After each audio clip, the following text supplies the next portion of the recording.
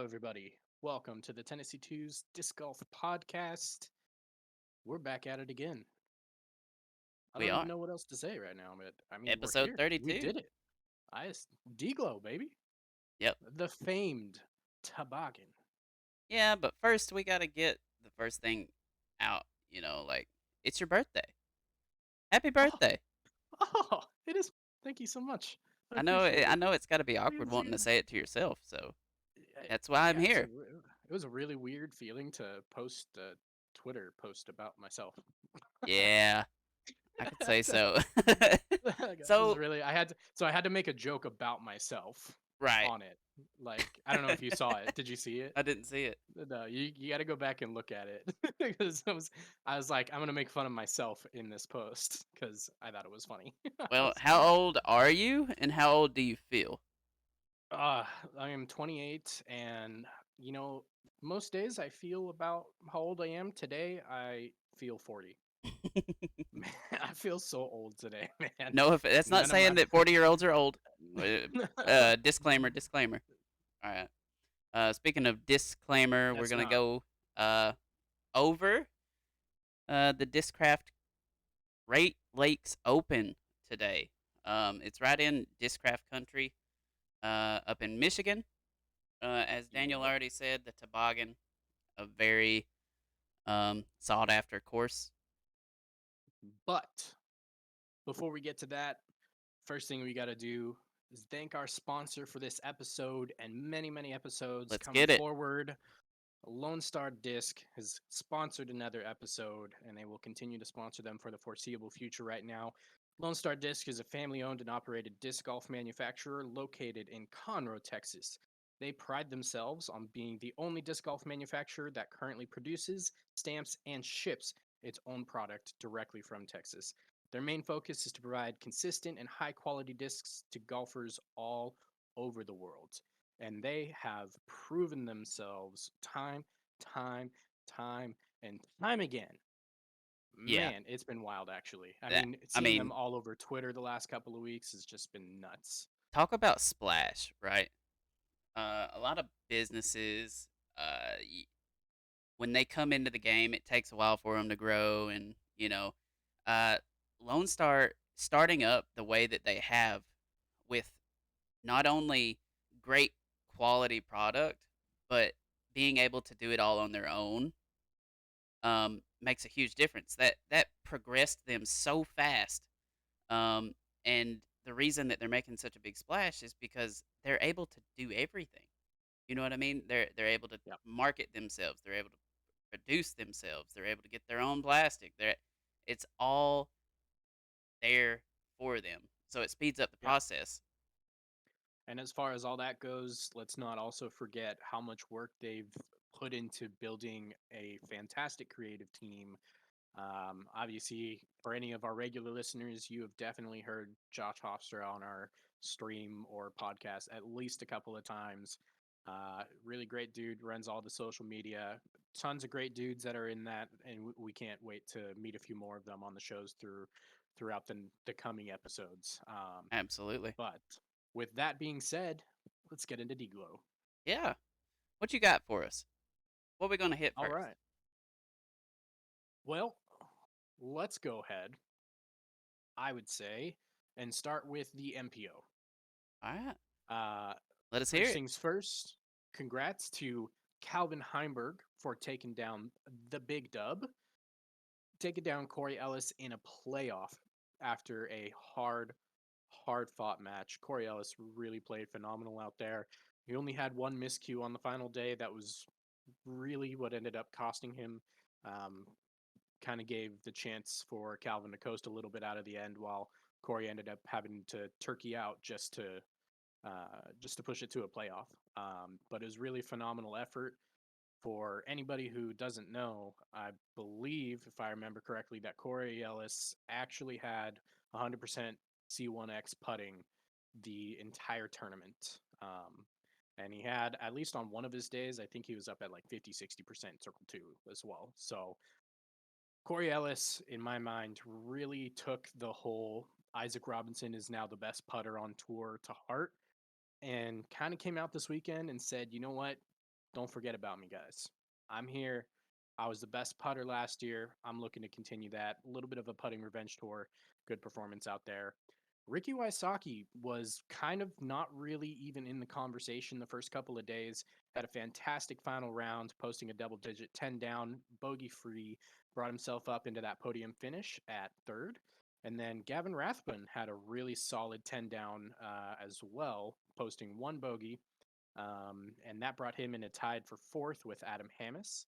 And then rounding out the rest of the top 10, you had Kyle Klein, Andrew Marweed, Paul Macbeth, Brody Smith, and Simon Lazat in that order. Um, so really, really strong performance. Really liked what I saw out of Brody Smith because this was his first event out of Toboggan. Um, and it was definitely a little bit interesting. I was glad to see something a little bit Yeah, different. I I mean, as you noticed, he definitely this one meant a lot to him. Um, Yes. because he was able to get into the top 10 yet again, a great performance to push him up towards the top. Sure. He is constantly posting on his socials saying, "Hey, for those of you that said I wouldn't do this or do that or do this, it's kind of like it's like a little blackmail on the haters, a little bit. A little bit. Um, but he's just proven that it does take a little bit of time and that you can be successful if you try hard enough." Absolutely. I mean, we know he has the body type that's for this type of a sport. And he definitely has the Hmm. history with flying discs, and it's just about translating old games into this entirely new and different style of a throwing game. And I think it's not to be undersold what he's done basically in 2.5, 3 years. It's really quite impressive, Yeah, honestly. I agree. I do agree. Um, Other than that, Calvin Heimberg, my Jesus. Every single time I pick him to win an event, he just utterly disappoints me. And then I'm like, I can't even think about his name again. And he just comes out the next event and is just like, hey, I'm still here. Like, I've been on the Calvin Heimberg train all year long. He lets me down every time I pick him to win anything. And then he decides to win when I'm like, he's probably not even going to play this event. I just, I mean, alright, so you, we have been known to be Team Vinny, right? Um, all year. yeah, all year. It's we want him to succeed, um, but it seems to be always when we don't expect him to succeed is when he kind of comes out. Um, Yeah. he's he's done some. I don't know how to explain his play this year. Like, I know the field's tougher, but we haven't seen him as consistently in the top as we're used to. Um, Right. so I feel like I may not be giving enough credit um to just how tough the field is now. Right. Um, just simply because he was the Mr. Consistency last year. Um, Yeah. yeah, I don't know. I I don't know. But I mean, all things being said, yeah, he was Mr. Consistency and he's kind of switched it around back and now he's not being as consistent, but we're also looking at his second Elite Series win this year. So he's kind of flipped the script a little bit. Honestly, it's probably for the better. I'd probably rather have wins than consistently second I place, let's think be so honest. too. I think so Um, too. and yeah, what I like to see is just the fact that he's chasing people down and he's becoming a finisher this year Right. when he has the chance, and that's a good thing. That's great, Just honestly, for imagine if him. he could have done that 2 years ago. It's Oh just the my way that it gosh, worked out. But I don't know, but if he keeps getting on that horse, I mean, definitely going to be a force to be reckoned with. Um, you know, Coming up here pretty soon as we kind of keep going. We've got Mid America Open, which I'm sure most of us probably won't pay as much attention to. But then after that, we've got Ledgestone. Somebody who throws fairways the way that he does, Ledgestone is going to be very well played into his game. The Des Moines Challenge, being an Elite Series this year, pretty excited to see what it has to offer, being on the schedule as opposed to a late addition to just get another event. So I'm pretty excited for that. And then, we're going to roll right into Worlds. So it's interesting to see what kind of momentum he can build heading into the next major. Yeah, I mean, one of the biggest things that about getting hot this time of year is when you're going into a major like that. I know we're coming out of a major, but it's not Worlds, right? We're No, we're going on a beeline straight to Worlds, and the toboggan is no short arm course, right? Uh, no. it's definitely a thrower's course. Well, so is Worlds, in Kansas. I mean, it's it's a good sign for Vinny. It's I don't know, and Corey. Yeah. He definitely played well. I mean, I really thought that, Vinny was going to play a little bit better at DDO Yeah, on that track than he did, we both considering did. that um, line drive throwers tend to have more success on those types of courses, right? Yeah, So I would have expected him to do better, but he kind of put that line drive throwing on display at the toboggan. He kept his sights low and kind of kept his head forward, and I expect him to do that continuing. Northwood Black is going to be another one where being a low line drive thrower that's hitting yeah. tight lines with fairway drivers and mids, Well, that's he's going to still got be, the course record there, right? And it's I believe so. 7 I, under, I think. I can't even I I don't can't even remember. remember, Don't man. I don't mean, you're quote me on talking that, but I'm just thinking that's what it was. just remember that when they first introduced Northwood Black, they were calling over par 1,000 rated. So Yeah, just playing under par is already a great round out there. yeah. It's an incredibly difficult course. It Uh, it's kind of crazy how hard the courses have to be just to get someone close to par. These, well, not just someone, but these top tier pros. yeah, well, and I mean, it takes these tight wooded courses to really do that. Hmm. Because the thing is that on courses like Toboggan, there are some very small equalizers, but it's not the equalizer that those types of lines are. You know what I mean? Yeah, I. It's hard to say because when you have like the artificial OB, um, come in the way that it does, it it's not as entertaining to watch them struggle out there. Um, and I think that's a lot of where we've gotten away from liking the ball golf courses. Um, Right. that's why when we see a course like Northwoods Black or something like that, everybody just gets so excited, and that's the reason that people can remember these type of tournaments. Yeah. Well, I mean, and that's one of the reasons that I love toboggan so much is yes, there are artificial OBs. Hmm. 90% of your artificial OBs on toboggan though are related to making sure that you are not intentionally throwing over fairways where other players will be. Outside of that, they do a very good job of running mostly natural OB, forcing you to throw out a bad spot to get back onto the big wide fairways. You know what I mean? And it's Yeah, very easy because of the hills. For those of you who don't know, throwing uphill, throwing downhill throws off your timing immediately. So being able to throw straight lines on those types of hills is very difficult, which is why we see the best players in the world. You're like, it's a 50-foot wide fairway. How are they, throwing out of the rough on the left? And you're like, they were yeah. also throwing 70 feet uphill, Well, on the hill. they said that they were having to walk up like 40 flights of stairs over what, an 8 mile track. Yeah, yeah. Toboggan is the longest walking course for sure when you include the elevation gain and loss.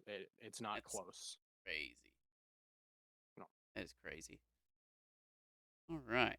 But how about Um, FPO? You wanna give us the FPO rundown? yeah, give me just a second here and I'll Get her pulled on get up it now. pulled up. Having to use phone for chat is never a great thing, but um we do it for y'all. We do it for y'all. We do it for Um y'all. all right. The Discrafts Great Lakes Open. So, in FPO, we had Natalie Ryan shooting 18 down, taking it down at first place. On Scoggins and Emily Beach tied for second at 16 down. and we had Paige Pierce coming in fourth at 14 down. Um, Also, Valerie Mandujano tied for fourth there with Paige. Um, we, to be honest, I wish I could go back and look at last year's score. Um, Remember by chance what Kristen shot there? I can pull it up in a GIF, bro.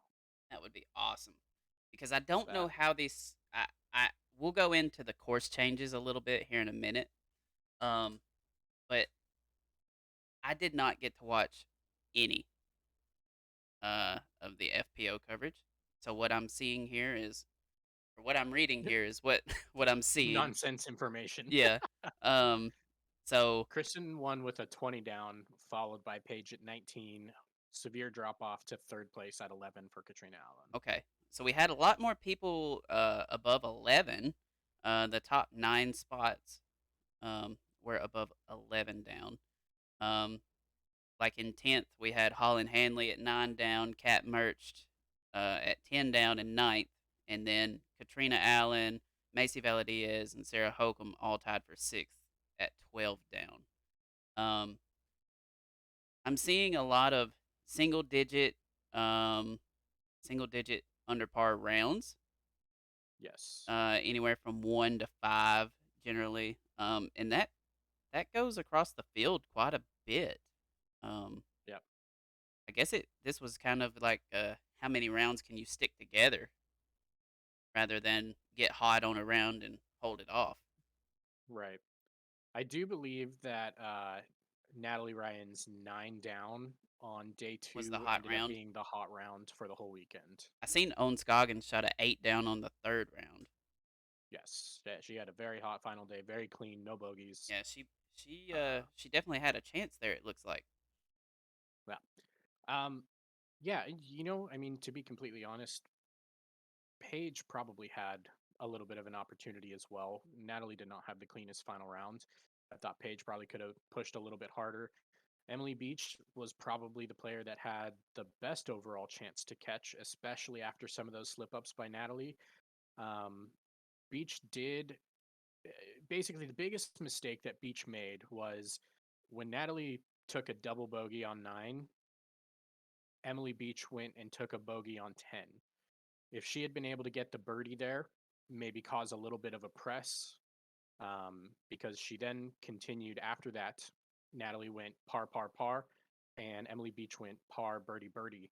And she could have applied some pressure there because that probably would have been the best chance for anybody to win. Owen Scoggins is just a little bit too far behind. 8 down was a beautifully admirable round. Um, and but with Emily, you're talking about a lot of inexperience on the course. Hasn't been around quite enough to trust herself in those high tense intense situations. You know what I mean? Yeah, I I'm sitting here. I'm trying to do my research. Um, so what I'm seeing is Paige really, compared to the OB, she really didn't have that bad of a final round either. She started off really hot. Um, Yeah. had one bogey on the front 8 holes, and then she bogeyed 9 and bogeyed 17. Yeah. Mm.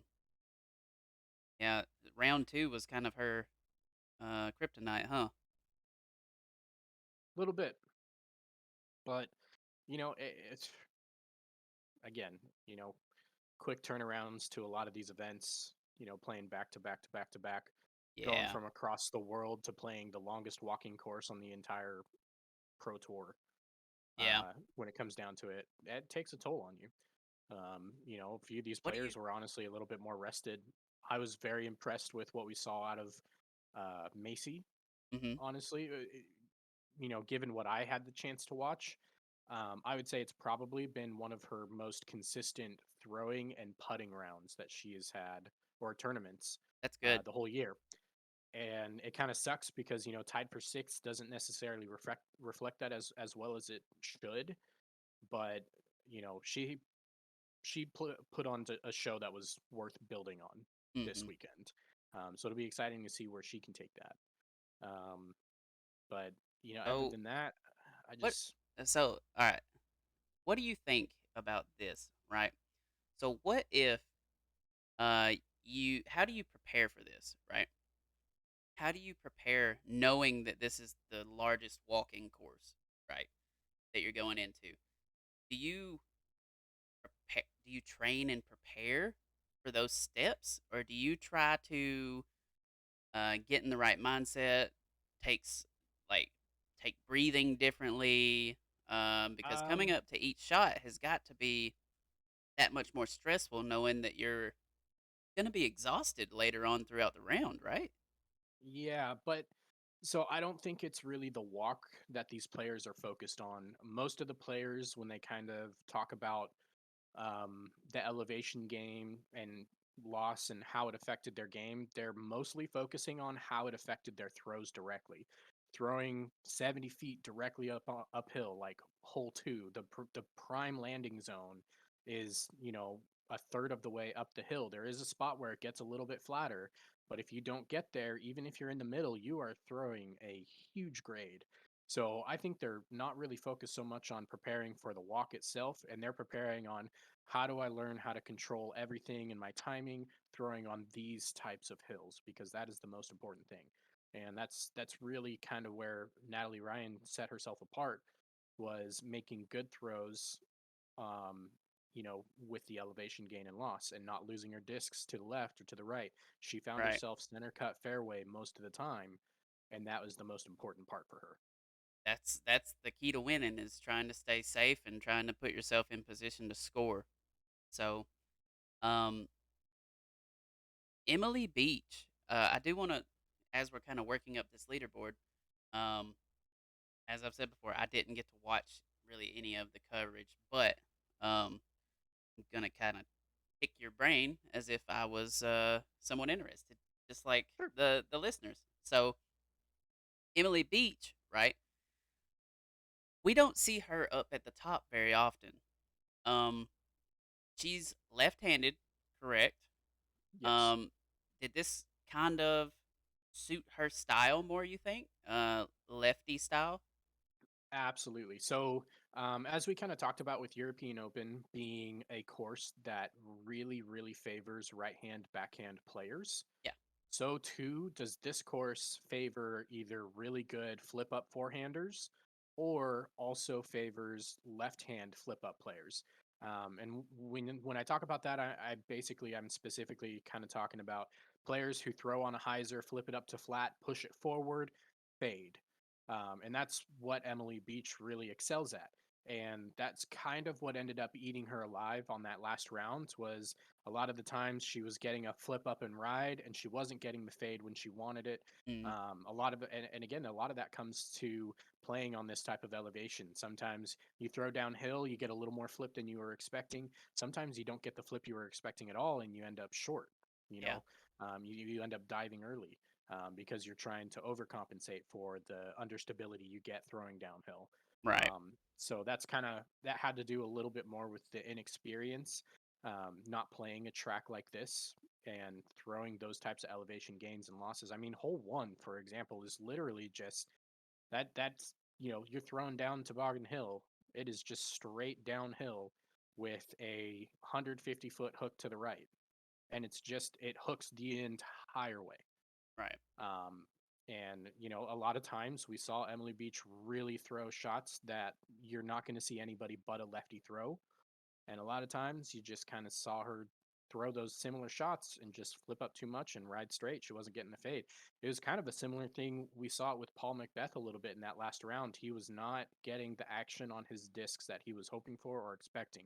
Flipping it up, flat, riding it too straight, not getting the fade early enough. Right. Sometimes he would overcompensate. On hole one, on days one and two, we saw him not flip up his Luna properly. Or, no, I'm sorry, hole three. Paul Macbeth was throwing a Luna down the hill just to pitching to a spot where he could see the hole. Um, for any of you who don't know Toboggan Hole 3, there's 3 or 4 different landing zones you can attack.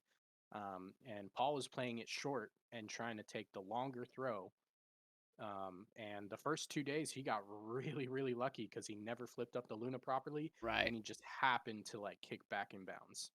You know what I mean? Yeah, that But yeah. when you're talking about a master of angle control struggling to keep his angles out there with a bag he's very familiar with, that tells you how hard the track is. Absolutely. I mean, just just being honest, elevation is one of the hardest things to judge, in my opinion. Especially at my level. So if I'm going uphill, so for the listeners, right? If I'm going uphill, you want to use something a little more understable, something that's got a little bit more glide to it, correct? Something that's going to ride straighter and kind of go Yes, and uphill as and you the bottom, as the elevation comes up, the glide is allowing it to continue to go. a little bit. It's actually a little bit of the opposite. So when you're going Okay. uphill, you're thinking less about glide and more about speed.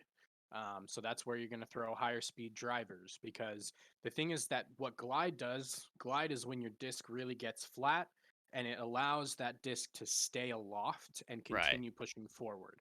So a lot of times you see higher speeds uphill because the hill is taking away the glide naturally.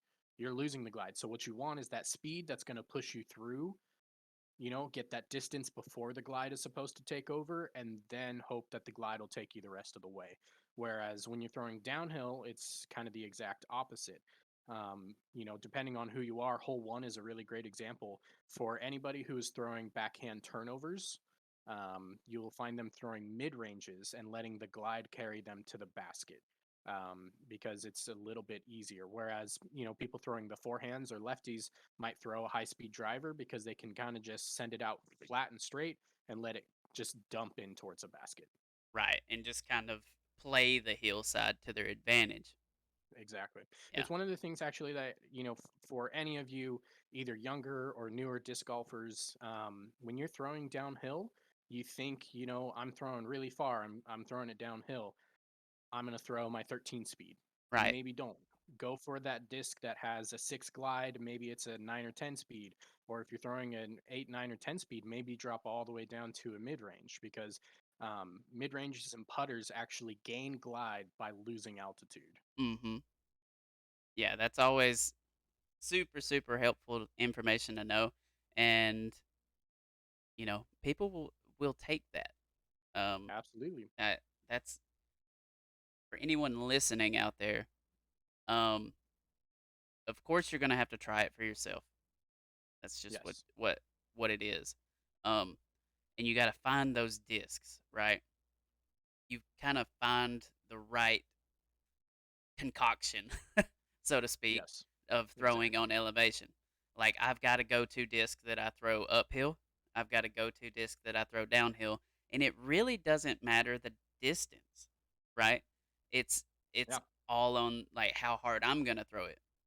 So I completely agree with what you're saying. I did not know that about the glide. Like I was a little confused about that, to be honest. It makes sense now though because it's losing that glide because you're throwing it hmm into the hill, and It's it's I had a that it's a backwards. s- it's a similar thing to when you play wind. If you're playing on flat ground, you have a tailwind, Yeah, throw a slower disc, allow the glide to take over. If you are throwing into a headwind, you're going to throw a higher speed disc and allow the speed to get you that distance. right. Um, Mainly because we've talked about winds before, um, but it's been like 20 episodes. So in a headwind, the reason that your disc wants to flip over is because that wind is speeding your disc up. So Yes. it's actually getting it to speed and over speed. So it's like Yes. if you had thrown it too hard. Yeah. So Um, imagine it this way. If you throw a disc 50 miles an hour out of your hand into a mhm, 10-mile an hour headwind, the disc is going to act like you threw it 60 miles an hour right. because that's what it's feeling. You threw it 50, but there's also a resisting wind of another 10 miles an hour. So you have to add that on to how it would throw.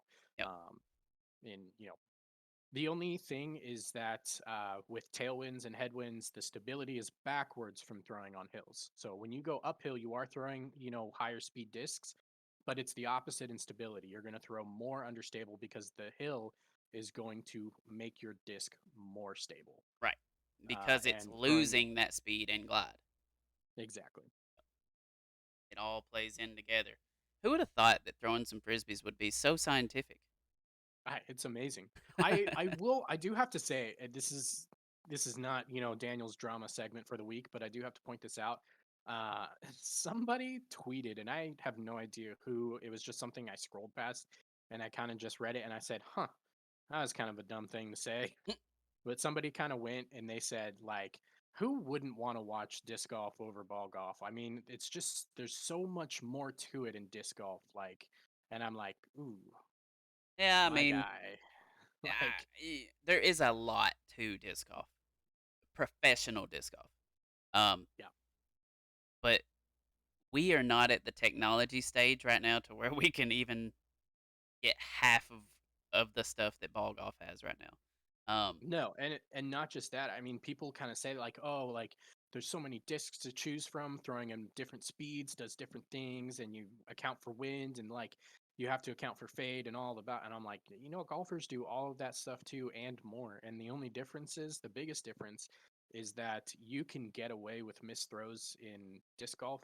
In golf, you can be off by like 0.001 of a degree with your wedge and end up 70 yards to the right, Yeah, man. Like yeah, it's your it's mistakes are so much more dramatic the in ball golf than precision is completely different. it's, Now, it's this is not saying that eventually disc golf could get to that point to where it is something like that precise. Um, I do not see it happening anytime soon, but no, it's possible. I'm not gonna say it's not possible. no. But we're also talking about a game that's had, over a century to refine the skills and the technology Exactly. And versus the thing about that's helping us at the time that we are in is technology is advanced so much that it's not going to be long before somebody comes out with something that yeah, revolutionizes the game. yeah. I don't, we're not there, but we're not too far off as well Exactly. from having people who leg- have legitimate jobs coaching disc golf Mhm. like they do in golf. You know what I mean? It's And I know there. you might say, It's well, there's a lot of people who do that. Not quite at the frequency. Like you go out and you post on your local players page or something like that. You're like, hey, I'm struggling with my form. You're going to get a lot of comments and you might get somebody like, hey, talk to this guy. He could definitely help you out. But it's not to the point where somebody's going to be like, honestly, I went to this school of disc golf and they were awesome. We're not there right. yet, Yeah, but it's moving that direction. absolutely. I completely agree. Um and that's going to be a cool time to be in, and I'm ready to just get slapped around by everybody else that plays under a coach. So, um it's just but that's another thing is when coaching comes into play is that's when we will start seeing it get into high schools more often as well. Yeah. Um, that's one of the biggest things, and it could happen so easily. Is when high schools have teams and it becomes abundant that Yeah. colleges will all have teams, not just Division 1, Division 2, Division 3. All colleges would have teams. Um, and honestly, that's the route that we're gonna take in order to get as big as some of these major sports. You know, Yeah. Absolutely. that's the So doorsteps. moving up the leaderboard, um, Yep, let's talk about that own a was a little good bit. tangent though. I liked that That tangent. was that was that was good. Yeah. Let's talk about own though. Honestly, a pinnacle of consistency this year, man. Mm-hmm. I mean, I'm just gonna read off her finishes so far this year. Uh, LVC, Waco, Belton, and Texas State was 18th, 4th, 7th, 5th, respectively. Champions Cup, 4th. Masters Cup, 4th. OTB, 7th. Portland, 2nd. Beaver State, 3rd. Preserve, 16th. Dropped off a little. It happens. USWDGC, 3rd. Idlewild, 2nd. And I mean, and then just to come out and get another second here, I mean, what consistency. It's almost a And she shame also that she doesn't won have the uh, FP40. Yeah, Worlds. yeah. I mean, So but I mean, to talk about just the Pro Tour, it's a hmm shame she doesn't have a win at this point. I know. Like, she's As far just as on been the Elite Series, so good yeah. every event going out there, has the best attitude on the course, par none. And I don't know. You like that Yeah. little dad joke there? Yeah. I was hoping you'd catch that. Yeah. um, yeah, it's a shame. I really hope she takes down a win in an Elite Series this year because she's playing like she deserves it. She She's does. she's got this like Calvin Heimberg thing going on right now where she's just Exactly. always Is she not the there, but Calvin just Heimberg of last year? Like, yeah, so many seconds, so many thirds, so many top five, so many top tens. Like, just boom, boom, boom, she's boom, j- boom, boom, boom. she's just there. She's It's always in there. contention. She's almost never out of it. It So is that feels like saying right that she's now. going to get at least two Elite Series next year? Hot take? I mean, she Hot has take? to. Hot take? Okay, okay, I okay. don't, or she just takes two this year. There's That still is time. still a possibility. It's I would not possible. bet you. It is there. I wouldn't. I'm just saying, Owen Scoggins, Maple Hill, she could definitely tear that course up. Yeah. I know she can. I Uh, know she can. Speaking of Maple Hill, do we know? I do not have it pulled up. Um, do we know like where their standings are as far as for the playoffs? Uh, no, I was no. wondering Well, yes. because I was wondering if Own was in the top four. Is the reason I'm asking because the top four gets a bye if um Well, yeah, yeah, yeah. So for the Pro Tour Championship yeah for Champions Cup. right now, I know yeah. she's So in the playoffs, right? top But four is Paige, Katrina, Valerie, and Owen. that's what I was wondering. I was wondering if she had pushed into the top four or not. Yeah, Um, and then you're guaranteed qualified right now. Missy, Kat, Ella, Kristen, Maria Oliva, Natalie Ryan, Sarah Hokum, Alexis Mandujano, Emily Beach, and Haley King. nice. And then qualified for play-ins, you've got Kona, Jessica Weiss, Evelina Solonen, Rebecca Cox, Lisa Fakis, Holland Handley. And then just on the cusp of qualifying for a play-in, you have Macy Veladiaz, Jennifer Allen, Madison Walker, Deanne Carey, Anna Blom Ruse, and so on. Nice. Um, Macy's pretty much got a full tour from here till the end. So if she keeps playing like she has this year, even if she doesn't get a win, she's going to be She can shooting. sneak up in there. Yeah, I would see her as long as she doesn't DNF at any of the rest of her events. I'm going to say she's going to move all the way up into that qualified slot, Mm-hmm. I would imagine. But I'm going to I'm putting the Daniel stamp of guarantee on she's going to make a play, and just based off the fact that she should be on a full tour for the rest of the season now. The only reason you kind of see her out of it at this exact moment is because you're talking she skipped the entire West Coast. Right. I agree. So, Nothing to but quarrel about there. let's let's give the winner her time. Yep. Um, I have one thing to wonder is the shirt that she wears.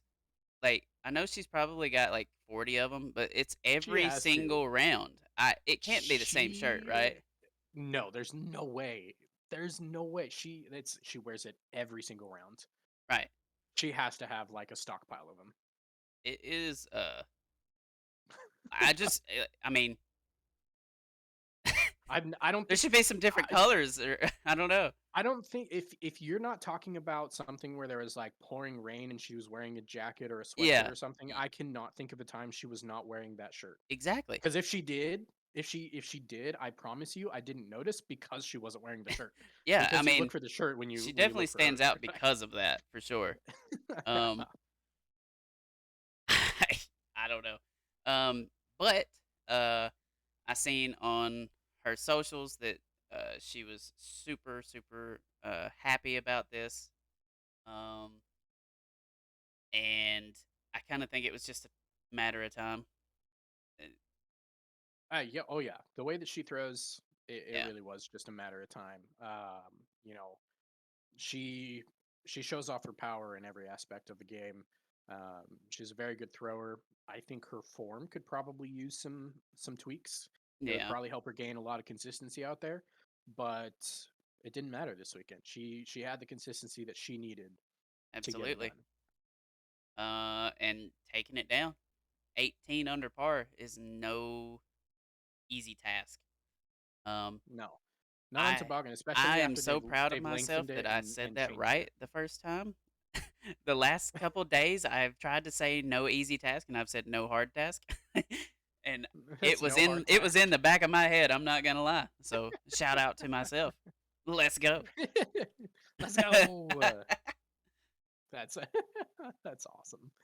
But yeah, just really it's just a great performance, and I have to say though, it was really funny to kind of see her run that birdie putt Oh yeah. on 18 and then kind of leave herself like towards the backside of the green and ended up missing the par putt for the win and having to go Oh tap it in for the win. well, still won though. There was it was really actually it was funny too with the commentators and how If they were you've saying never been in that's that right. spot, what do you She's do? never been there. She doesn't know she's supposed to lay it up there. Right. Yeah, that's very possible. She doesn't Um, know. She was trying to make do. I don't blame her. I would I'd have have wanted to freaked birdie that out. last one, you know? Yeah, trying to put the nail in the coffin, you know. Yeah. But I can you imagine the emotions that was going over that right now or during that time? Well, especially if you kind of go back to where she pulled herself all the way into the lead. What was that at OTB, I Oh yeah. think? Or Uh, she had I want to say it was OTB. that may have been. See. Yes, yes, yes, yes, At yes. It was OTB. OTB. Because she had pulled herself all the way into the lead and you just saw the nerves like Yeah, take over almost immediately. yeah, And for her to get that lead and hiccup, like she did, like I was talking about on hole 9, that double bogey, if Emily Beach applies the pressure there, it could have been a completely different match, especially after what we saw at OTB. yeah. Going into the But she next was hole with nerves really, yeah, after saying I lost 2 strokes here, or yeah, instead of okay, well yeah, I didn't lose anything here. You know what I mean? yeah. That's a game changer. But then to go right back out there on the next hole, Emily Beach bogeys, she birdies on 10. She, she was unfazed. Yep, And that was so important to the rest of the round because that kept her in there for the rest of the round. That absolutely. birdie by itself, if I could say there was one defining moment of this win, it was the birdie on 10. Yeah. All right. Well, that's good. Congratulations to both Natalie and Calvin. Um, Huge. huge. Um, Huge. yeah. So Oh, man. I think we should update our power rankings. What do you think? Power rankings day. Oh Yep. my gosh. Do you I have the know last ones written down? I Because I don't do. remember. I have them. Thank God. For once, I did something correct. Let's go. Thank Um, God. Read them off to me. all right. Read them and weep. So we've got a top 10 in MPO and a top 5 in FPO. Okay. As it sits right now, um, this was from our Masters Cup recap. Um, so this was right after Masters Cup. Um, so Simon, Chris, Ricky. Well, let me for the people that don't. Simon Lazat, Chris Dickerson, Ricky Wysocki, Calvin Heimberg, Gannon Burr, uh, Garrett Gerthy, Joel Freeman, Paul Macbeth, and Corey Ellis. Okay, so that had to be after Masters Cup. It was. I That's what I'm mean, like saying. well after Masters Cup. Uh, I don't know. I've got wrote down after Masters Cup. Okay. Yeah, but it has to be after that because we put Simon Lazat up at first. So I would say this was probably It after went Beaver from State then. maybe, maybe that's what it was Yeah. after Beaver State. All right. Clarify. It was after Beaver State because Yep, Simon would not have been in first if it was after Masters Cup because he didn't win until OTB in Portland, which were directly after. And then Garrett Gerthy got his placing because he won Beaver at Beaver State as State. well. So it was yes, that's what it was. It was right after Beaver State. My bad. Oh, that's See, okay. I That's okay. I did something right Uh, and I did something bad. You have It's no, there. you had the list, and that's Better than nothing. All right. So let's go ahead and jump into MPO before we mix in FPO. That's all right. Okay. If you were to say who is the absolute most dominant performer in MPO right now, who is it?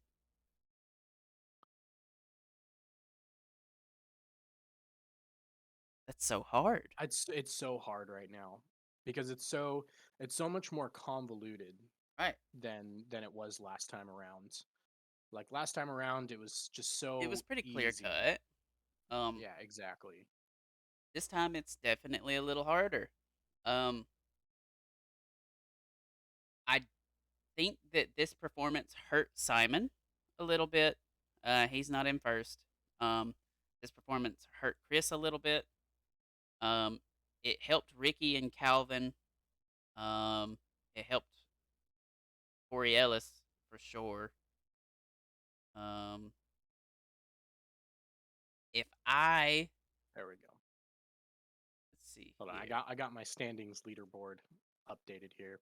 All right. So the only thing about this website that's just not great Yeah. is it doesn't give you the scroll right to left bar unless you scroll all the way to the bottom of the leaderboard. Right. So I can't see the last 7 tournaments. Yeah. All right. So I I'm not against moving Calvin into first strictly because of this past win and consistency. Um, Yes.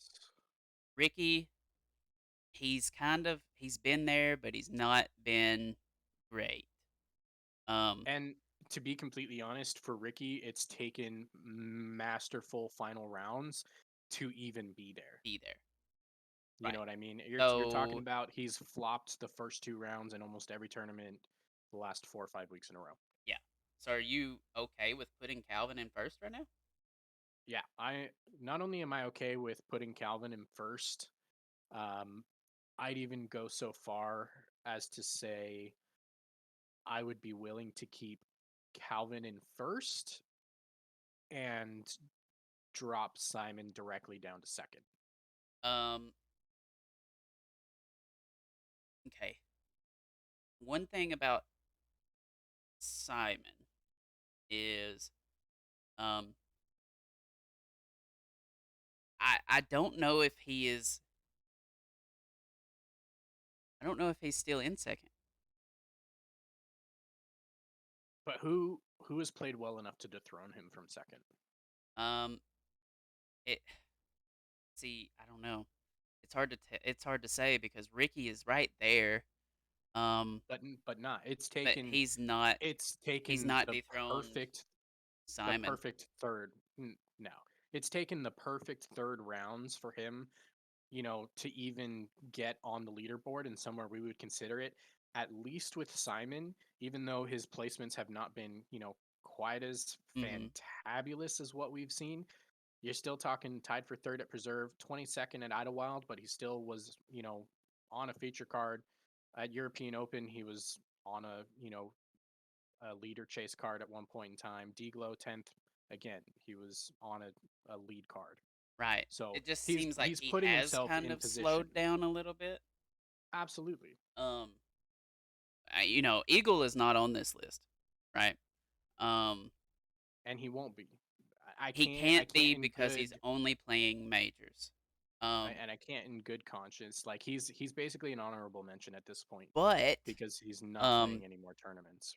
before we knock Chris out of second, right? Um where did he finish in DGLO? Tied for 12th. Tied for 12th. Where did Simon finish? Simon finished at 10th outright. Okay. And also Simon tied for 16th at European.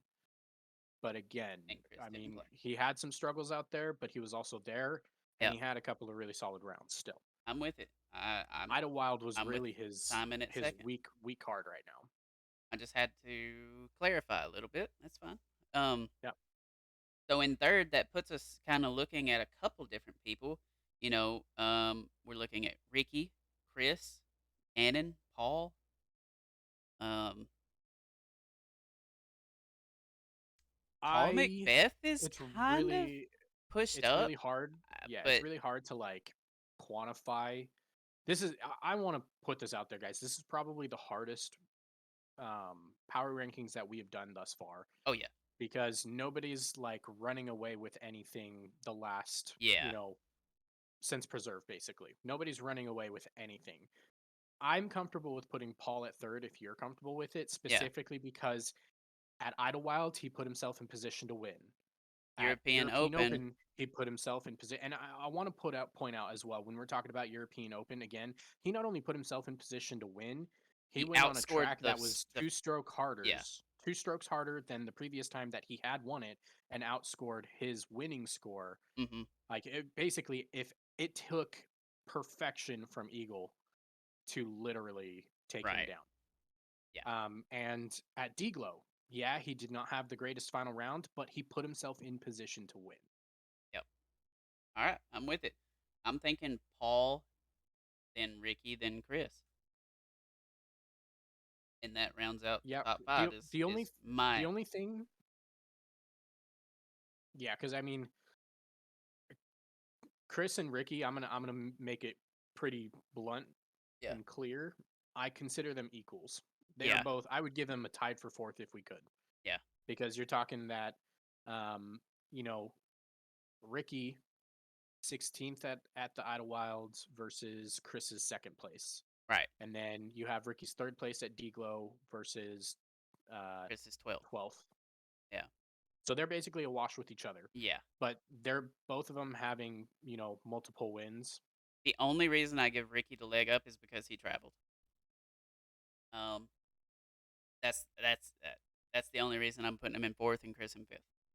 Um, Yeah, sixth, I think Gannon has still got that pretty much on lock. Um, I'd give it to Gannon. Gannon, and then I would be okay with moving Corey Ellis up a couple spots into seventh after this weekend and the performance at Idlewild. Yeah, so let's see. So Corey Ellis, since our last at Beaver State, which he took a third, hmm at Preserve tied for 35th, Idlewild tied for 19th, and then a second. Um, my Can you look up Isaac only Robinson's? that's where I was going to get versus, uh, since Beaver State Fling, you have tied for 16th at Preserve, winning Idlewild, dropped off at DGLO with a 42nd. Hmm, The question is, does that win mean more than Corey's second? I don't know. That 42nd and 35th is kind of a wash. So it seems like it probably should just a little bit. Um, I know Isaac's in the top 10 on the power rankings, for Yeah. sure. So where we put him, that's kind Yeah, of I think I wherever would be comfortable. I would be pretty comfortable, honestly, basically doing a similar thing with, with you Chris and know, Ricky as Isaac yeah, and Corey. So basically Isaac and Corey are kind of just right next to each other. Give him a 6-7. You can give okay, it to Corey just because he's played more events. okay, Corey, then Isaac. Number 8. Yep, Isaac Robinson is number 8. Um, so for ninth, Wait, so the, what do we have? What's so 6, 7, and 8 are are Gannon, Corey, Isaac. okay. Yep, Gannon, Corey, Isaac. Um, honestly, I think that Conrad's been playing pretty good. Kevin Jones has come around this time of year. Yes. Um, Um I think Kevin is for the, sure made his way back into the top 10. yeah, so my biggest problem with James Conrad's I kind of want to knock him off this top 10 altogether Yeah. because he's had some really really phenomenal first rounds hmm and then he's just pretty much struggled the rest of the tournament. Yeah. Yeah, I can see that. Um, Whereas Kevin, comparatively, we've seen um, tied for fifth at Sula, third at European Open, 11th at DGLO, And it's worth noting as well that James Conrad did not play DGLO. Yeah. I don't know. So What do you think about putting Kevin Jones in ninth? I think I'd give it to him. Okay. All right. Or at least tentatively give him ninth until we decide Until we figure 10th out and somebody see in if 10th 10th. is really. I mean, the only person that we've got Joel Freeman that's left on the MPO, but he's been pretty quiet as of late. He's also been very much so under fire from his fan base. Yeah. He Um kind of, if for those of you who didn't see it, this you know the last couple of weeks, I know that there was a, I want to say it was at DGLO where he kind of posted, a little bit of a round recap, and basically he said that the difference between a 10 stroke or whatever it was swing was luck, and that it was just bad luck that he basically had a poor first day or second day or whatever it was. I want to say it was first day. right, And his own fan base kind of chewed him out enough to make him delete that post, right. and ended up apologizing for it. It's just, I mean, we've seen some good things out of him. We haven't seen anything great lately. I mean, tied for Mm-mm, 34th at Idlewild, tied for 38th at DGLO, and the fact that he's just blaming everything but himself right now is not. not a good look. Um How about Kyle Klein? I had thought about Kyle Klein. Um so he looked pretty good at Idlewild. Um he looked pretty good. What was the tournament before Idlewild? The Preserve? Preserve. Um he looked pretty good there too. And he Um looked very good at match play as well. yeah. Because if you go, he basically runnered up essentially, um, at match play, Mhm. tied for third at Preserve, third outright at Idlewild, and sixth at DGLO. Right. Um And we have seen basically just, it's been a very nice, consistent improvement out of him. He's definitely on the up and up. I wouldn't even say that that sixth at DGLO was indicative of him moving down. I no. still think he's making improvements right now. Right. Um And I just, because I just I don't see anything else Ezra, over the can course of the can last you 5 weeks. do Ezra as well, just to see? As Ezra, let's see, the best thing I can say about Ezra, you've got Preserved ninth, Idlewild 30th, European 12th, DGLO 12th. That's not terrible, but it's not quite as good as he's probably in that top 15, but he's not in the top 10. Basically, if you give Ezra the edge over Klein, it's only because he traveled to the European Open Yeah, and he versus did Klein well over not there, traveling. but I'm okay with giving it to Kyle Klein. Um, and we will update this in, what do you say? 2 weeks or after Worlds? Uh, 4 weeks would be the best. So give me a second. I don't have the schedule open anymore because I used it for a different page. So, upcoming, for anybody who doesn't know yet, we've got, as we talked about, Mid America, we've got Ledgestone coming up, we Hmm. have Des Moines, and then we have Worlds. Right And after that would Worlds would be four basically, weeks. and that would, going all the way to Worlds takes us to the first week of September, which would be a great time to revisit this. Okay. So we will do that the first week after Worlds, first week of September. Um, try to do it on episode 36. Yeah, at least Yeah. that's the plan. What about Um, so FPO? FPO, FPO. um, we have Valerie Mondahano at 1, Kristen Tatar at 2, Paige Pierce at 3, Katrina Allen at 4, and Owen Scoggins at 5. Um, I think Paige Pierce is probably number 1 now. Um, she's racked up a couple more wins since this. Yes. Um, So since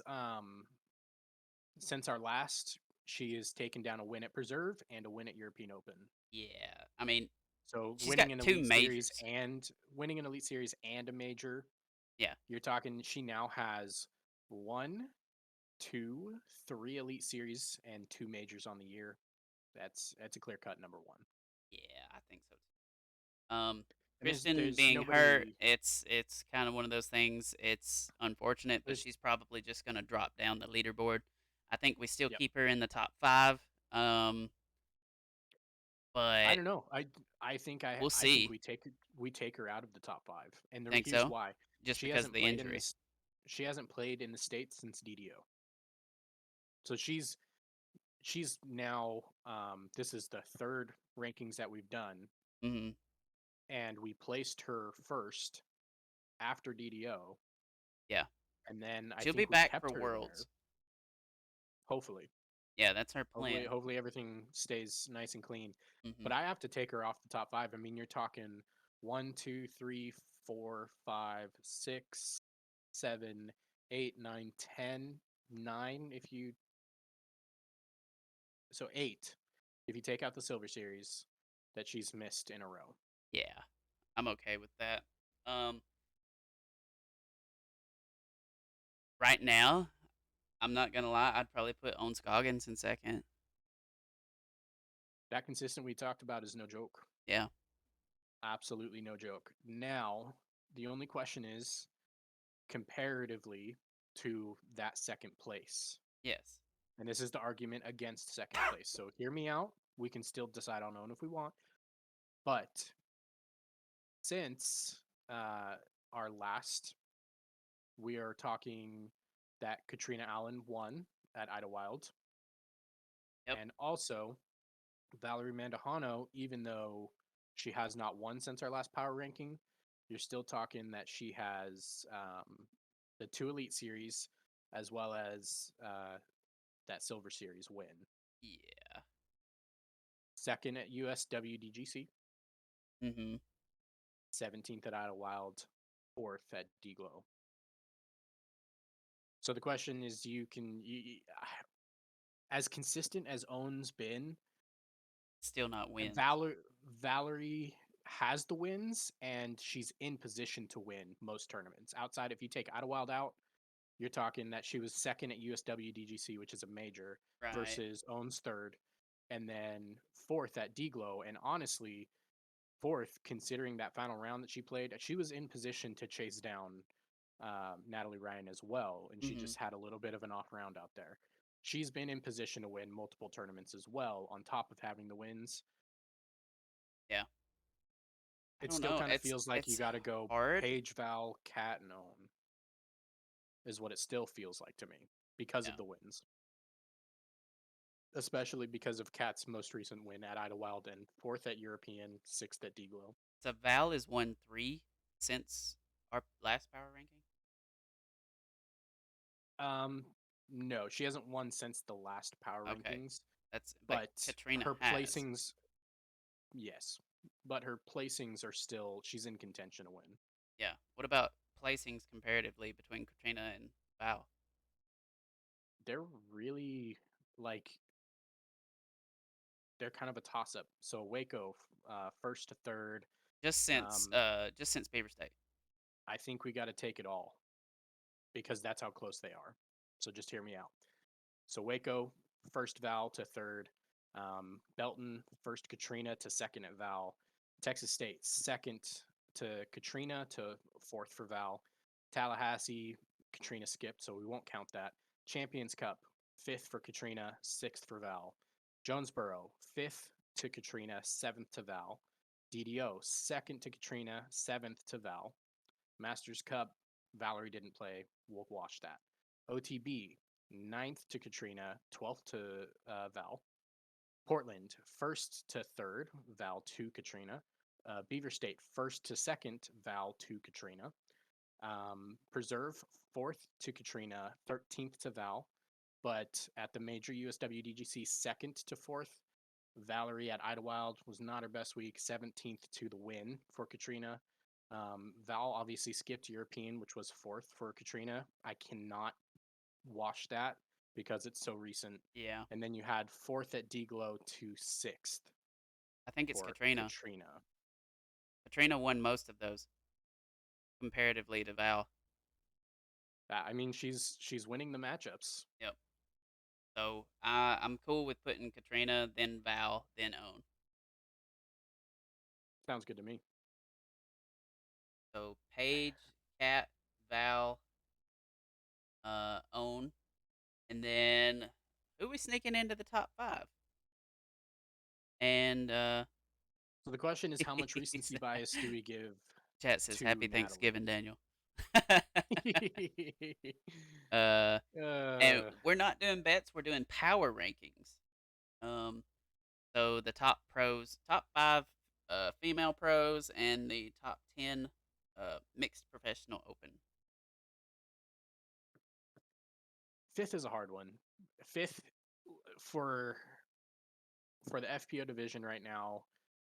Fifth is really hard because it really does feel like it depends on how much credence you're going to give to the most recency bias, which means Well, I in know what I theory, want to say, but I'll let you go. I I mean you give either Natalie Ryan the edge. Obviously, you can discount Paige Pierce's win at European because she's already in first. Um, Katrina won Idlewild. She's already in the top four. Haley King won USWDGC 11th at DGLO. She skipped Idlewild for injury. Did not travel to the European. So, okay. Um, I would like to maybe put Cat Merch in the top five. I just I think that I know she doesn't have that win yet, but neither does Own. Um, no, but it's Own is just so. I mean, you're talking not to put it lightly, but our top four is literally the top four in the leaderboard for point standings. And that's right, not intentional. But Owen has been so consistent from front to back this year that even though she doesn't have the win, she's still earned being at that fourth. right. Whereas if you talk about Cat Merch, USWDGC 14th, Idlewild 19th. USWDGC 14th, that hurts a lot. That was Yeah, not a difficult track. That was she, in my opinion, she should have been top five, top seven at the very least. yeah, Um, so that's kind of that's painful to me. Haley King has not played a lot this year. It's right. very hard for me to consider giving it to her. Natalie Ryan, she has the most recent win, the recency bias, but she didn't play Idlewild. Obviously, she didn't travel to Europe. USDGC 10th, 18th at Preserve. She did not play Beaver State. Ninth at Portland, second at OTB. So can we read off like from the European Open, top five? So European Open, you It's had Evelina and Henna, right? yeah. It's So second and third. Paige, Evelina, Henna, and then Katrina in fourth, Cat Merchant fifth. Hmm. So Cat Merch did place fifth at major in Europe. Yes, Haley King didn't travel to.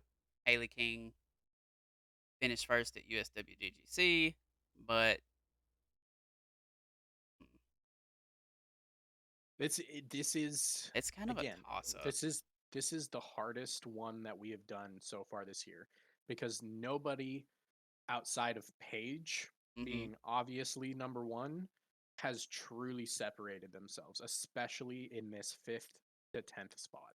Yeah, right there with you. So it all depends on how much credence we give the recency bias. And I think if you talk about it, if you were to say between Missy Gannon, Cat Merch, Natalie Ryan, Haley King, any one of those four, Yeah, they could probably you're sneak fine. in. Missy, Because we've just not heard a whole lot about um, you this could say that, year. but if we go head to head matchups, you're talking she tied for second at Preserve. That was Okay. a good one. Tied for 10th at USWDGC, which outplayed Cat Merch. Tied for second at Idlewild, which severely outplayed Cat Merch. Did not travel to I Europe. did not know I had forgot she had. tied for second at Idlewild. Yes, and then DGLO, she took the 12th to Cat Merch's ninth. I still think Let me she's over let me look at the Cat, stroke separation though. probably. So Um, that was 6 down for the whole weekend to Cat Merch's 10 down at DGLO. So mhm. it's sizable enough of a margin to consider. I'm okay with putting Missy there for now. Second at Idlewild is, um, Impressive. it's impressive. Idlewild is tough. Yeah. Um, yeah, I wish she would have traveled. Um, but for now, It, I'm cool with putting Missy there. Same thing. And I'm going to be completely honest. In my humble opinion, if Haley King doesn't take the injury and she travels to the European Open, I think she's there. she's depending on what she did at Euro and at Mhm. DGLO after not being injured. It wasn't an injury according to her, but we'll get past that. So if you take that into account, it's quite possible that she might have even slipped over Owen Yeah, for fourth because of yeah. the USW DGC win. So for now, But I think I'm I'm okay with putting Missy. Missy. Missy's just won the head-to-head matchup since Beaver State that kind of Yeah. keeps her ahead of Cat Merch. Now, all right. The last one, and my pen just decides it doesn't want to work. All right, we got that. So, as it is now, we are locking it in. The power rankings, the Tennessee Two's power rankings for the month of, well, it would be for the month of July technically, but we're in August now. Is on FPO, Paige Pierce in first, Katrina Allen in second, Valerie Mondahano in third, Owen Scoggins in fourth, Missy Gannon in fifth.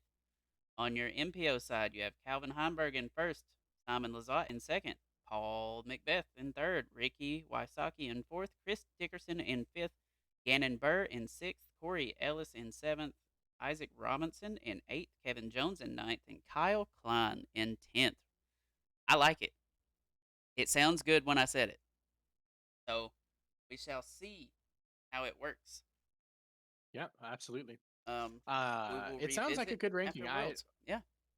I might have to have you take a screenshot of both the previous and the current one Hmm. because I kind of want to might make a little graphic for socials of the previous ranking and who moved up, who moved down, how many spots, so on and so forth. Um, yeah, interesting like that. But in chat, we have a question: what are most pro players' footwear? Um, Most pro players wear some type of what's called a trail runner, which is like a hybrid between a hiking shoe and a running shoe. Um, it generally tends to give the most support while also giving them as much grip as possible while still keeping the shoe lightweight because hiking shoes, although a lot of them might have better tread for disc golf, they're just way too heavy for most players to wear. I know I can barely wear hiking shoes on a hike, let alone trying to run up and throw a disc. But Yeah, I that is probably the most go to. You don't see very many people out there in like tennis shoes, where they're like Jordans. There is people out there that wear Jordans, um, or Vans, or Vans, Converse, but the majority of people are wearing like a trail runner, a hiker type of shoe. Um, some kind of a lightweight hiker. yeah. Um, we also, disc golf does have its own shoe, Idio Sports. Being the first innovators of a disc golf Yep, specific being the shoe, first innovators. If you go back and listen to episode 9, believe, possibly, believe it's probably. episode 9. Um, Don't take our word for it, but yeah, it's titled Idio Sports, so yep, you should and be they able to talk find it. about the disc golf footwear. Um, and another question that we have coming in is, anyone use wrist straps while throwing? Uh, Define a wrist strap. So what I would think is like a My mind goes to like, lifting strap, right? For your m- wrists. That's what yeah, I would maybe. think. I don't know. When I think of wrist strap in athletics, my first thought kind of goes to like athletic tape around a wrist for like a football lineman. You see them, Mhm. tape up their wrists, or baseball players will tape up their wrists a lot too, to Yeah. support the wrist, make it shake, move a little bit less. No, not very I feel commonly. like you want as much snap from your wrist as possible. Sure, but I mean, to be fair, like sometimes you can get more snap by reducing mobility depending on your throwing motion as well. So I suppose it's possible. So it's like you think of like bowling, for example. People who bowl, immobilize the wrist Yeah. because it helps them spin the ball properly, or whatever that might be. But no, I've never particularly seen it. I definitely used to tape my wrists a lot for baseball, but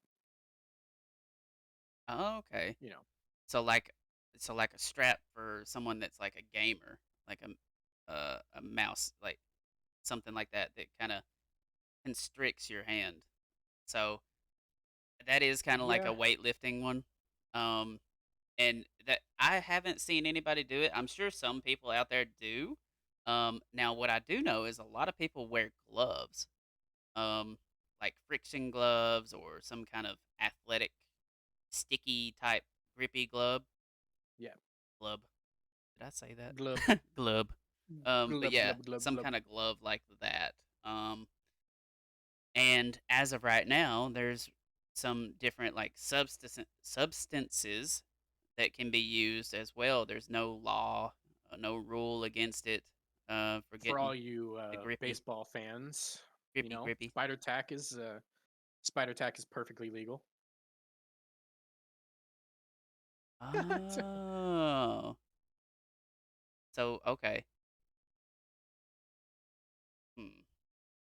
I see what you're saying. So what's chat saying is like, no, I was talking about throwing the disc like playing on a mouse. So like I don't know, going into the gamer world here. Um, you have two types of gamers generally that play on mouse and keyboard, right? You have elbow movers and you have wrist movers. Um, in disc golf, you need both. You need both of those. Yeah, Um, you need every, literally just about every muscle in your body to do a full power throw the correct way. yeah, Um, your elbow needs to come through, hinge, and snap. Your wrist also needs to hinge, lock, and release and snap. So, yeah. yeah. Imagine if you was having to use your entire desk with your mouse, like in a big circular motion with snap. Yeah. So with that being said, if you're wondering like, well, what kind of a gear is a player going to wear on the course? More commonly than not, you're going to see compression sleeves of some sort. Excuse me. So more often than not, you'll see like an arm sleeve that goes either from the wrist all the way up to the high shoulder, or for players who specifically want the extra support in their elbow, they'll wear a compression sleeve that goes from about here to about halfway up their arm, and that just helps keep everything tight. It can help reduce fatigue over time because compression sleeves or compression pants, whatever they are proven to help support blood flow when you're playing and stuff like that, which can also help with recovery, so on, so forth. That's most of the upper body gear that you're usually going to see in disc golf are compression sleeves. However, um, if there are plenty of pro disc golfers that are gamers, like a lot of them are gamers. Um, Hmm. so I mean, there could be a correlation there. I'm not gonna lie. So, I would say most of them are on controller, though, to be honest. Uh, but it's possible. Hey, you just never really know. Hmm. All right, so Daniel's drama for this week. We got to talk about it a little bit. Dun dun Not dun. super dramatic, Wrong but I kind of want screen. to. Dun. Oh, don't. Oh, yeah. um, it doesn't have to be on my face for this one because we're Okay, gonna talk we're about this one bantering. openly. But toboggan, the updates to the course at toboggan. One of the things that we've seen mostly when we talk about the courses and the updates and everything that's kind of been going on more recently in making these courses better is we talk about scoring separation and how can we improve the course to create scoring separation. I have to say, personally, I felt like Toboggan was actually a step backwards this tournament. Um, I think we've done a good job of creating scoring separation, and I know that Heinold trying to improve the course in this way was attempting to create more scoring separation. For example, switching that kind of poke and pray luck big hyzer directly over the trees that just crashes through and hope you get close. Switching that to a 550-foot par three downhill that you actually have to approach properly. I didn't really like the hole, to be honest. I know a lot of players complained about the hole. Yeah. They didn't really feel like it was well designed, well thought of. A lot of the holes between that kind of 8 to 15 got revamps that were similar to that. And the scorecards reflected that we were not seeing separation. I mean, when you go into the final day, I wanted to tweet it, but I was kind of staying off social media. I was just kind of hanging out with my wife, watching. Um, my biggest observation on the final day was there was at least 10 to 15 players in contention to make a run. Right. I mean, and we saw that. Ricky was way down there. Like, you didn't think Ricky would have even had a chance, in my opinion, score wise. You had Gavin Rathman, who moved up, what was it, 5 spots to get tied for fourth. Right. Um, you know, Brody Smith stayed where he was. Simon Lizotte moved down a lot. Ezra Aderhold, with an 8 down, moved up 16 spots to tie for 12th. Um, but it just didn't feel like we got the separation we were looking for. Did you kind of see anything like that as well? So from what I seen, is basically player feedback, and player feedback was not good. Um, which is kind of the opposite of the way it's been most of this year. Um, a lot of the changes to the courses we've really, really liked. Um, Yeah, so far it's been great. Um, this one was just subpar. And that's going to happen with the growth of the sport. They'll take that feedback and they'll go in and hopefully change some things. We know that Nate Heinold has the potential to make some of the hardest courses in the world, right? right. Um, he will take what happened and he will fix it by next year, I guarantee. Yeah, and I don't know. Like, so for me, it felt like they used this event as a tester for Yeah, the changes they were planning to make for Champions Cup in next year. right. And I kind of didn't appreciate that. I feel like it detracted from the event. I think that they were thinking too much into the future and how it was going to play out overall. But for those of you who don't know, 2023, the Champions Cup is going to be played at Toboggan. Yes. Um, and it just kind of, I don't know. If for an event that the goal was to create separation, it really felt like all they did was create separation for the top 5 distance throwers in the tournament, which was kind of like the opposite of why we've always loved toboggan. I mean, to I know that Right. the last few years in a row, they've made some bigger changes, and to not put too fine a point on it, they were definitely trying to anti Paul McBeth it, you Mhm. know, trying to make sure that we don't repeat perfect Yeah. rounds or anything like Another that. 18 down doesn't happen. Exactly. And a couple of the changes were good, a couple of the changes were bad, but they overhauled so hard. I mean, on one hole, they said basically all they did was kept it a par four and moved it back another 100 feet and basically made it so that it's not birdieable unless you're one of the top 5 distance throwers on the tour. Right. So that's where it's at. Is like you make it unfair in that way. Yeah. I don't You know. know, I know that there's like a big stigma around the concept of adding more unnatural OB or adding Mandos or things like that. But in a course like this, where it's already big open, you need to be a long thrower. Elevation change is massive. You have to have big arms out here to begin with. Yep. It doesn't feel good to make it even longer. No. I No. would have I rather have disagree. seen. Make it shorter. Make it more technical. Make it. somebody has to hit a line and Add move on add about your day. mandos, plant some new trees, Yeah. do something. I'm I cool I with know that Mandos like that. Even double Mandos like down the fairway, like a USDGC style. yeah, Um, like it's okay to do that kind of stuff. It is. You don't have to add. You don't have to take the possibility of birdie away from some players right. just to try to fall proof something. Yeah.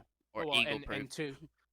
and you do it under the guise of quote unquote creating more player separation, but it's not the right player separation. It's Right. not who goes out there and plays the best this weekend is going to win. It's Who who goes out plays there the and best throws out the of the 10 farthest? people who can throw 600 feet. Yes. Yep. I agree. I totally agree.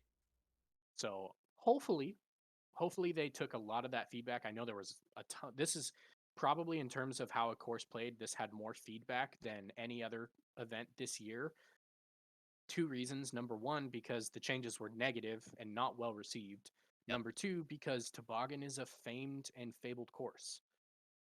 Okay, you're not talking about just some course that's been on the tour for a couple of years and it's just kind of you're open to trying anything like OTB, where they got open to use and they had a better opportunity to make something new. They took a fabled course and kind of got a little too self gratuitous. I feel like so.